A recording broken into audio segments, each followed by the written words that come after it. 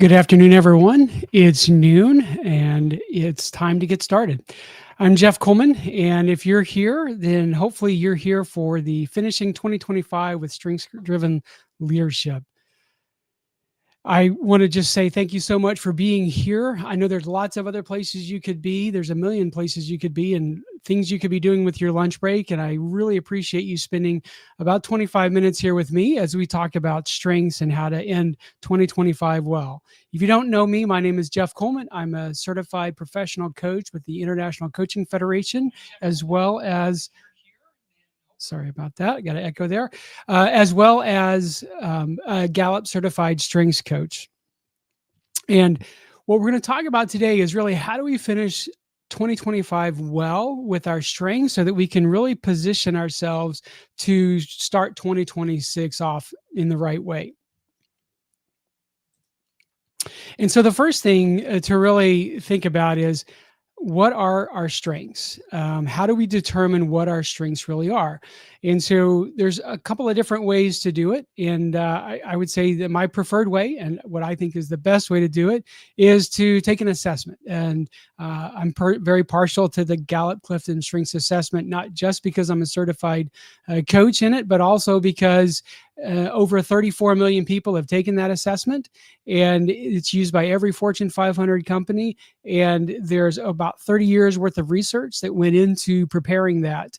And so I feel like it's actually one of the most rigorous ones there are. There's literally almost no possible way anyone would have the exact same 34 strengths makeup. So I feel like that's probably the best one to take. Other ones that you could take that would be valuable: the DISC, the Myers-Briggs, even the Anagram. These are all that either I've taken or I have a little bit of experience with, but I'm not as big of a fan on them. Number two, you could actually just ask someone, hey, what do you feel like I'm really good at? What are some of my strengths? To ask a person that you trust, that you like, someone that knows you, especially someone that's worked with you. You could ask them formal evaluations. One of those, a lot of us get these end of the year evaluations, and those are great times to ask some questions. If it's not in the evaluation, to simply ask and say, hey, what are some of the things that I do well? What are some of the things that just seem to come naturally to me that I get excellent performance in? These can all be hints.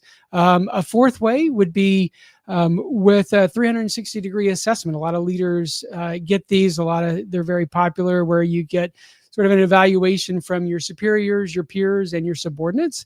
And it really helps you get a full 360-degree idea of what you're really good at. So in order to kind of make sense of the presentation, I'm going to just sort of briefly outline a little bit of the strengths methodology and what they use, just so that we're kind of all on the same sheet of music, and so that we have a little bit of a common vocabulary that we can use as we talk about strengths. So when you take this assessment for Clifton Strengths Assessment, you'll get a rank of 1 through 34. There are 34 different talent themes that the Gallup has, and they're broken into four domains, and each one they're grouped together in these domains, and it gives you a sense for really kind of how you might lead. And so as I talk through these, just think about, do you feel like this describes you, or has this been described? Has someone described you in this way before? And does it accurately reflect your leadership? So the first domain is the executing domain. So these are strengths where you really have the ability to get a lot of things done. They tend to be people that are very good at taking an idea and breaking it down into something and really executing on it and really getting something done. So if you've sort of been told at some point that you're a real doer, that you get a lot of things done, then you may lead out of an executing strengths. The second domain is influencing domains, and influencing strengths. And these are ones where you gives you the ability to really kind of take charge, to speak up, to really get your both internally and externally kind of get everybody on board on the same sheet of music. So if you've been told that, hey, you naturally, take charge or you lead naturally, this may be that you may have a lot of influencing. Also, if you really enjoy kind of networking and winning others over to things, this may also be a hint that you lead out of your influencing domains. The third domain is relationship building domain. And these are the ones where, if you've ever been described as kind of the glue that holds the team together, you're very relational. You either have things like harmony, things like includer, things like positivity. Those are all things that might describe someone who really is very dominant in the relationship building themes. And so you might be leading out of that.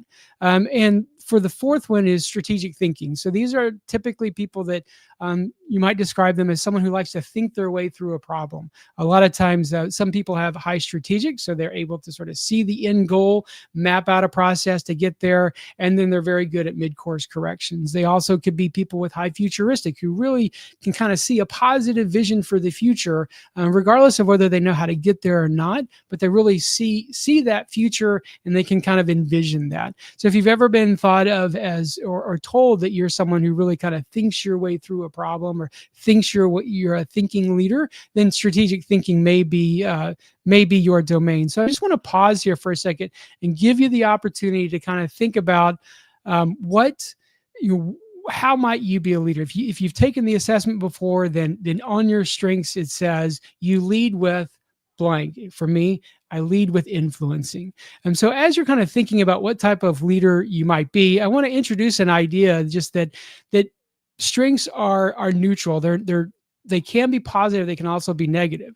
One of the things that I found when I first took my Clifton Strengths Assessment is I have very high competition. So when it's working well, we'll call that the Dr. Jekyll sort of phenomenon. I really enjoy helping to raise my level of competition, my team's ability to perform, because I look out around, I find benchmarks, and I really help to really motivate my team to get higher. Now, that's the Dr. Jekyll. The Mr. Hyde, when it becomes negative, and we'll talk about what is going on there. When that happens, I'm super competitive. I'm a very bad loser. Family game night at my house can actually cause stress to me. And so people would say things like, it's just a game. We're just playing for fun, right? That didn't resonate with me. And I used to think, boy, there's really just something wrong with me. And really it was just my strength of competition, because I can use it very successfully to elevate my team's level of performance.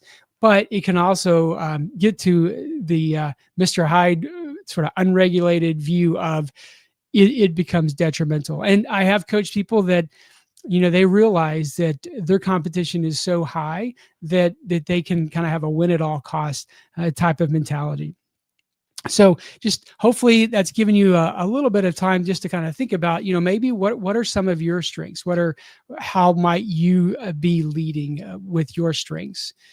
And so when we talk about strengths and that they can be neutral, like being able to regulate your strength, that's really a foundation of leadership and being a mature leader. And when your strengths are regulated, they have the intrinsic needs. And we talk a lot about this when we do a deep dive on someone's strengths. We help them understand that every strength has needs. You need, sometimes you need reinforcement. Sometimes you need just to be asked. Sometimes you need a strong leader to help you guide your priorities, et cetera, depending on what your strengths are. But they all have intrinsic needs. And when those needs are being met, and when you're aware of the potential blind spots, then these strengths come across, like I said, in my example of competition, where I can raise the level of performance of my team. They become grounded. They become clear. You can be composed. You can be very intentional. And I just want to ask you right now to think about and post in the comments, if you'd like, what's one strength that you have right now that's operating very well, that's really being regulated, and you're finding excellent performance out of it. You're enjoying it. You're energized when you do it. Now, as I said before, the opposite side of that can be when our strengths become unregulated, when we start to kind of have this Mr. Hyde that's the same strength, but it's kind of going off the deep end. And a lot of times this can be caused by stress. It can be caused, at the end of 2025, we're all being stressed with deadlines and board meetings and meeting quotas, et cetera, et cetera. There's lots of things that may cause stress. And I personally, when I coach C-suite executives, I don't meet any that just freeze up, that stress causes them to freeze. Typically what I see is a high performance leader, when they're stressed, when things are not quite working the way, they just tend to just throttle down. They just hammer down more. They kind of do more. And the problem is this can then make that strength go into this unregulated Mr. Hyde. So it can look like being overextended, being reactive, being controlling, being even chaotic. So a couple of examples of this. If you have the strength of command, it's one of the ones that I have in my influencing domain. What it looks like when it's working well, you can be very direct. You can take charge. It's very natural. When it can get unregulated, you become dominant. You shut down discussion. People don't feel like they can come to you and disagree with you. People with high analytical, when that's well regulated, it means you make data-driven decisions. You really think about the problem. You think your way through it, and you analyze the data and you make good decisions. However, under stress or when things are not going well, you can just have such a desire and such a need for data that we call it paralysis by analysis. You just become paralyzed because you don't feel like you ever have enough data to make a decision. Achievers tend to be people that, again, like I mentioned before, they get things done. They can check off a lot of things. When it's well regulated, it looks like they're very focused. They get a lot of things done. When it's unregulated, when things are not working out well, they can look very frenzied. They can be doing a lot of things, but maybe not anything that's really meaningful or nothing that's really valuable. And so, as a personal example, I mentioned that I have command as one of my signature talents, and I talked about that platoon sergeant that pulled me aside and said, "Hey, sir, when you're getting stressed, you're being overly directive. You're telling people what to do, and you're not really explaining it to them, and it's causing a lot of stress." And so, when you're moving into that unregulated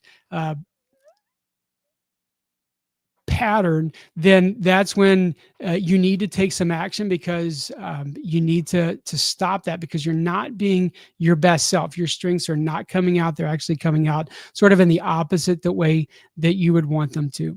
So how do we do that? How do we kind of stop ourselves when we notice that we're becoming unregulated, right? Whether we have a colleague that's sort of telling us, "Hey, you're kind of going off the rails here." Again, this is a great thing for an executive coach to help you understand, when are your strengths becoming, they're moving into this unregulated or Mr. Hyde type of pattern where you're not getting good results and you're frustrating people, and everyone is kind of working against you. So what do you do first? And this is part of a framework that we teach to our clients. This is just a couple of the steps that we talk about. But the first one is to notice it. I mean, at some point when you start to notice what's going on, you need to pause. You need to take a step back. One of the best things that you can do, one of the easiest things that you can do, and you can do it anywhere. I love to do this. It's called box breathing. Or 4x4 breathing. The Navy SEALs, other special forces, they all use the same type of technique. And it's really just an idea that you breathe in 4, hold 4, breathe out 4, pause 4, and then you repeat that 4 times. And the reason you do that is you're just stopping what you're doing. You're going to take chart, kind of just stop all the chaos, notice what's happening. The second step is really to examine what's going on here. What is causing me to become unregulated? Is it stress? Is it pressure? Is it tension with it, or conflict with a teammate? All of these things can be things which cause you to kind of get into that unregulated mode. And so you need to really take some time, once you've sort of paused, once you've noticed what's happening, take some time to kind of really examine what's happening here, what's going on, and also to start thinking about that next step, which is to untangle it, right? To start unraveling what's going on here. Am I under deadline pressure? Okay. Can I get relief from that pressure? Can I go ask someone for help? Can I get more resources I didn't already have? Something that you just don't want to just keep hammering, just keep throttling down, just keep going and just trying harder, because that's not going to work. It's already proven that things are kind of coming off the rails, and all that's going to do is it's going to keep you in that unregulated mode. It's probably going to frustrate your team. It's probably not going to get that result that you're looking for, without perhaps some very severe consequences. So I want you to think right now just about what's a strength that you might have that's kind of starting to get unregulated. It's sort of going off the deep end. Um, and again, it's very natural. It's the end of 2025. We're coming up on 2026, and so it's very, very common for this to be a very stressful time. Thinking about holidays coming up. So, in addition to only having about 2.5 months before the end of the year, you've got Thanksgiving coming up. We've got Christmas. We've got New Year's. All these things take time. People tend to take a lot of leave, and so you may, hopefully I'm not stressing you out right now thinking about all these things that are coming up, but these are all things that may start to kind of unravel you a little bit and start to push you into that unregulated mode.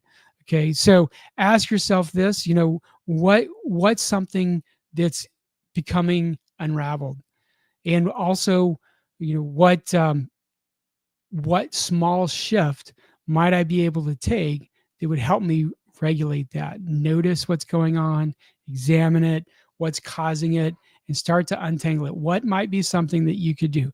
And again, this is a great thing to brainstorm with a coach. Executive coaches do this all the time. A client comes in with a problem, they want to talk about things, and sometimes just having that sounding board, having someone to talk to, having someone to kind of talk it out with, can really be helpful to someone who's really going through a problem. And so once you're able to do this, you're able to kind of re-regulate yourself, kind of get back to being that best you, the best self that you are. That's how you really create lasting momentum. You can create clarity, consistency, connection, and control. And so thinking about what might have to shift this week for you.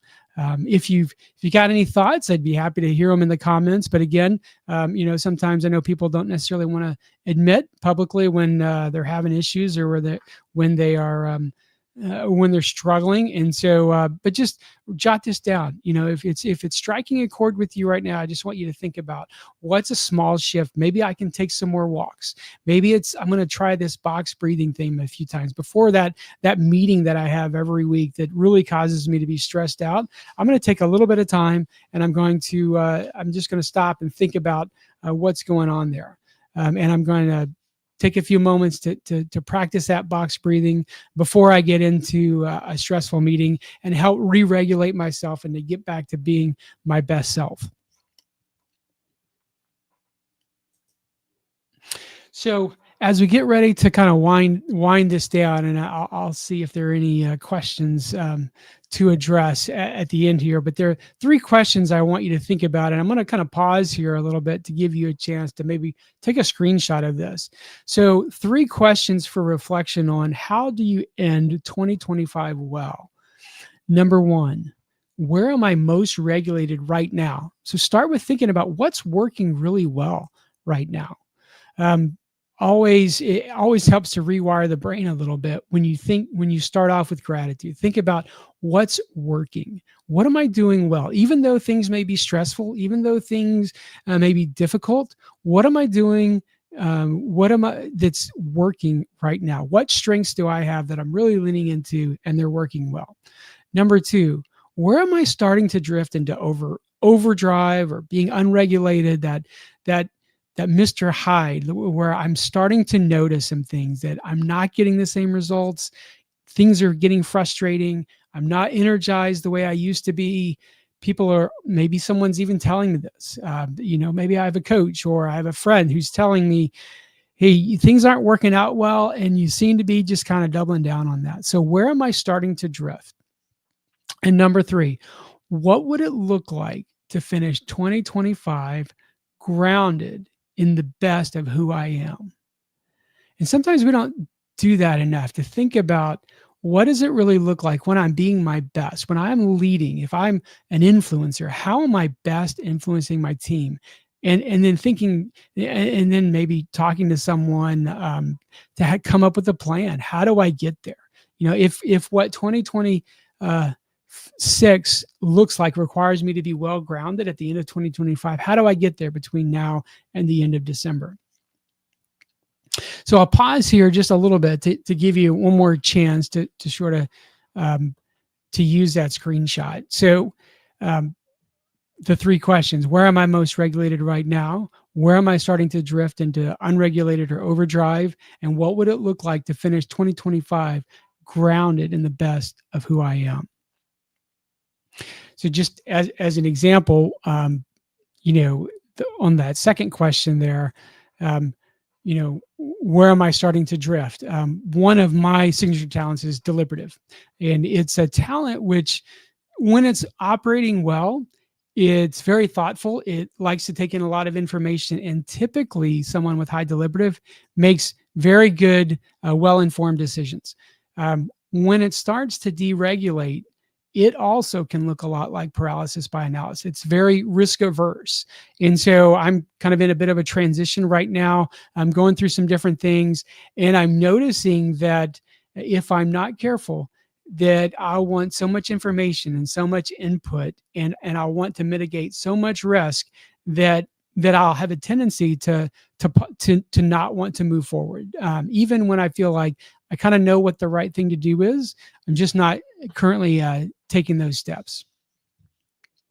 So I'm going to pause right now to see if I've got any questions or comments um, on the live stream. Um, I don't see any right now. So, given that I don't see any questions, and we're just a few minutes under, I'm going to give you back a few minutes, and I just want to say thank you again for joining me here. If anything I've said about discovering your strengths or wanting to talk more about your strengths, if any of that sort of sparked an interest, or you're curious about what might be the next step in the process to really understanding what your strengths are and then ultimately moving towards regulating them, I'd love to continue the conversation. So please, drop a note in the comment, or better yet, just send me a DM on LinkedIn. And I'd love to connect with you and just sort of hear where you're at on your strengths journey. Again, thank you so much for spending this time with me, and have a great day. Bye-bye.